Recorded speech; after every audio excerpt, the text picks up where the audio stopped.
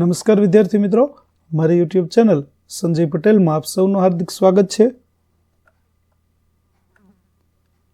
મિત્રો, આજના વિડીયોની અંદર આપણે ધોરણ 4 વિષય છે ગુજરાતી કુહુ, જેનો પાઠ 6 જેનું નામ છે ભાઈબંધ મારો બોલ્યો કુહુ, તેના ભાગ 4ની અંદર આજે આપણે પાઠ સમજૂતી અને પ્રશ્ન જવાબો વિશે શીખવાના છીએ.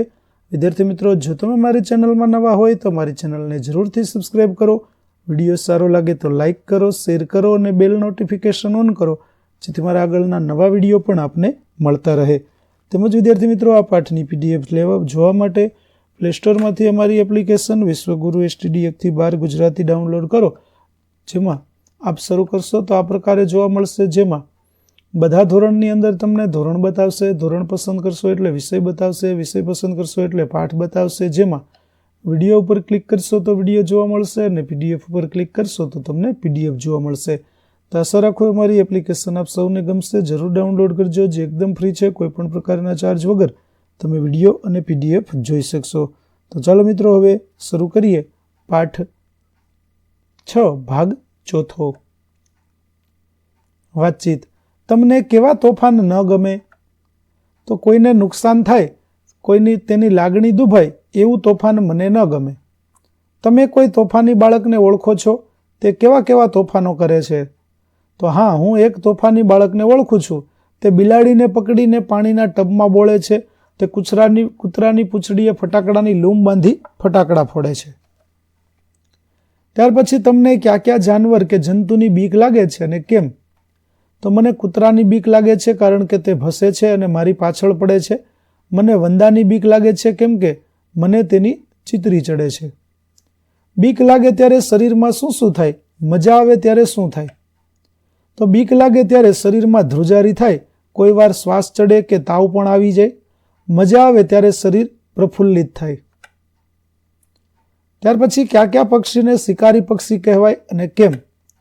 તો કાગડો, સમડી, બાજ જેવા કેટલાક પક્ષીઓને શિકારી પક્ષી કહેવાય, કારણ કે તેઓ નાના નાના જીવડા વીણી ખાતા હોય છે.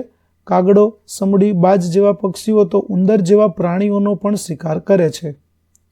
અત્યારે શિકારી માણસો હશે, તેઓ શાનો શિકાર કરે અને કેમ?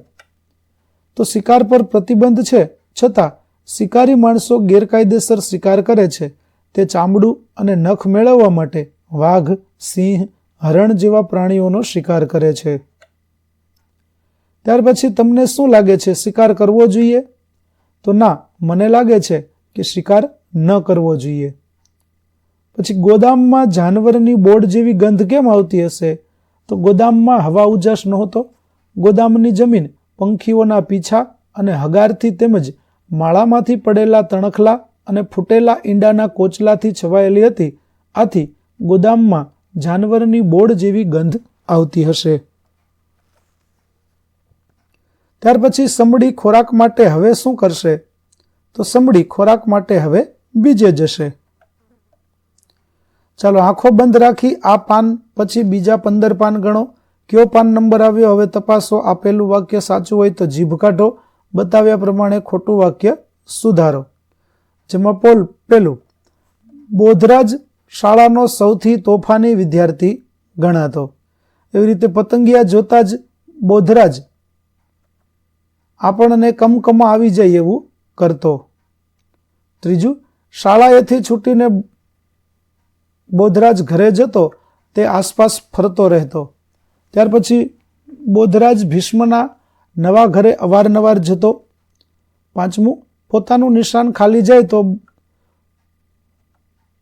બોધરાજનું નિશાન કદી ખાલી જતું ન હતું. સુધારેલું વાક્ય થશે.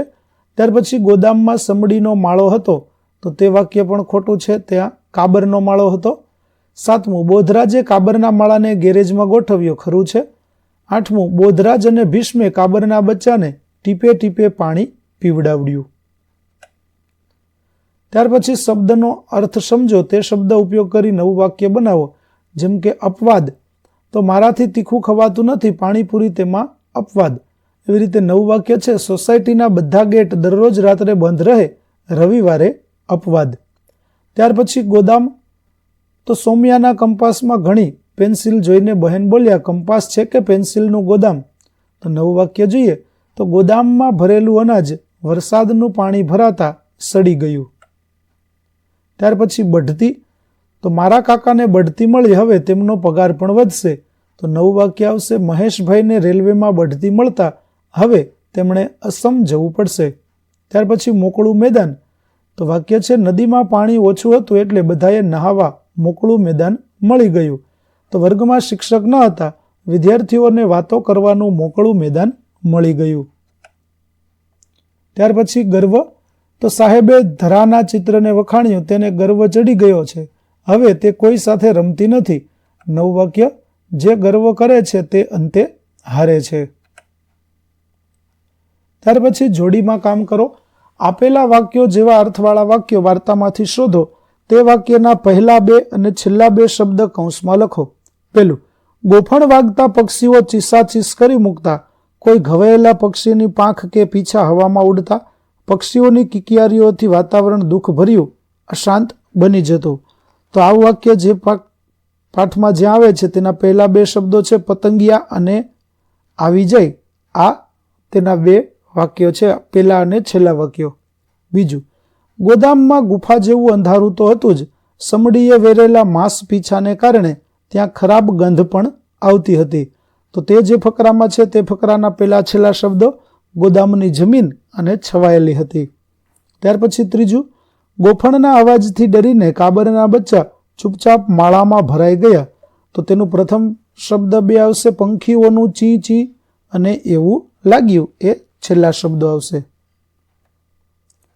ત્યાર પછી જેને પક્ષીઓને હેરાન કરવાની માળા ફેંદવાની મજા આવતી હતી તે બોધરાજ કાબરના બચ્ચા બચાવવાની વાત કરતો હતો. આ વાત મારા માનવામાં આવતી નહોતી. આ વાત જ્યાં આવે છે તે ફકરાના પ્રથમ 2 શબ્દો છે મને કહ્યું અને છેલ્લા શબ્દો છે તરસ્યા છે. પાંચમું, ગોદામમાં સમડી છે એમ ખબર પડતા જ કાબરના બચ્ચા ડરી ગયા. તેમણે ચીસાચીસ કરી મૂકી, ગોદામ તેમના અવાજથી ભરાઈ ગયું. તો આ વાત જ્યાં આવે છે તેના પ્રથમ શબ્દો છે બચ્ચા ચીચી અને છેલ્લા શબ્દો કરશે તો. છઠ્ઠું, ગોદામની હવાબારીમાંથી વિશાળ પડછાયો એકાએક ધસી આવ્યો. બોધરાજ અને મેં ચમકીને જોયું તો એક શિકારી પક્ષી હુમલો કરવા તૈયાર હોય તેમ પાંખ ફેલાવી અમને ધારી ધારીને જોઈ રહ્યું હતું. તો તેના પહેલા શબ્દો છે અચાનક હવાબારીમાંથી અને છેલ્લા શબ્દો છે રહી હતી. ત્યાર પછી પ્રશ્નોના ઉત્તર લખો. પહેલું, જીવજંતુ અને પક્ષીઓ વિશે અવનવી વાતો બોધરાજ કઈ રીતે શીખ્યો હશે? તો બોધરાજ શાળા છૂટ્યા પછી રખડવા નીકળી પડતો. એની જિજ્ઞાસા અને અવલોકન વૃત્તિથી એ જીવજંતુ અને પક્ષીઓ વિશે અવનવી વાતો શીખ્યો હશે. બીજું, બોધરાજના કયા કયા વર્તન વાંચી તમને અરેરાટી થઈ? કોઈ પણ 2 લખો. તો બોધરાજ પતંગિયા અને ભમરી સાથે એવું કરતો કે આપણને કમકમા આવી જાય. તેના ગજવામાં જીવતો દેડકો, જાતભાતના ઈંડા જેવી વિચિત્ર વસ્તુઓ ભરેલી હોય. બોધરાજના આ વર્તન વાંચી મને અરેરાટી થઈ. ત્રીજું, ભીષ્મની માતાને બોધરાજ સાથેની તેની દોસ્તી ગમતી હતી. કેમ?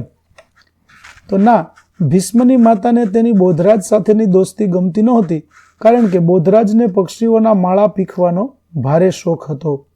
ચોથું, સમડી દરરોજ ગોદામમાં આવતી હશે તે વાત ભીષ્મને કેવી રીતે સમજાય?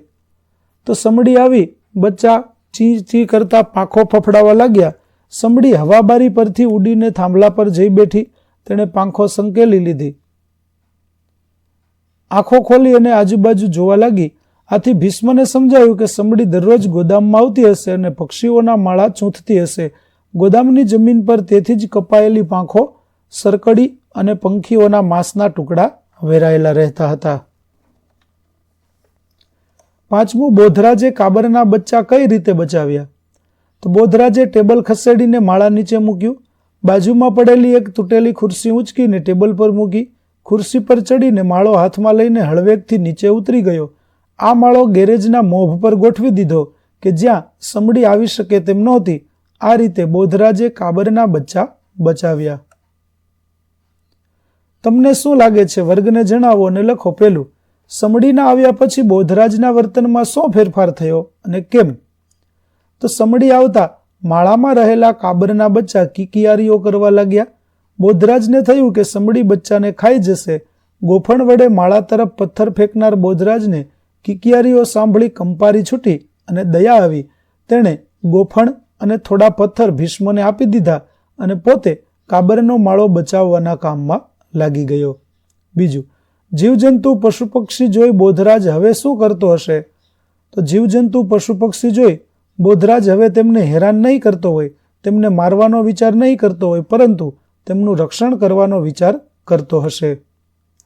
ત્રીજું, સમડી હવે ખોરાક મેળવવા શું કરશે? ક્યાં જશે?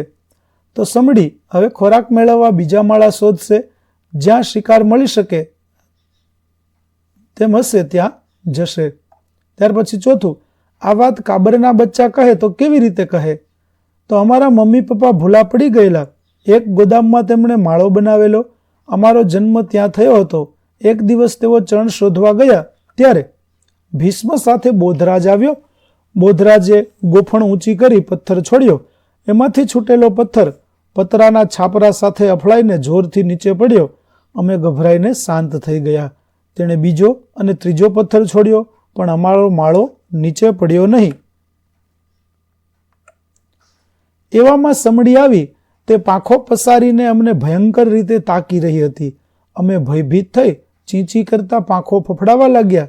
અમારી કિકિયારીઓ સાંભળી બોધરાજને સમજાઈ ગયું કે સમડી અમને ખાઈ જશે અને એને દયા આવી. એ એક ટેબલ લઈ આવ્યો. તેના ઉપર એક ખુરશી મૂકી.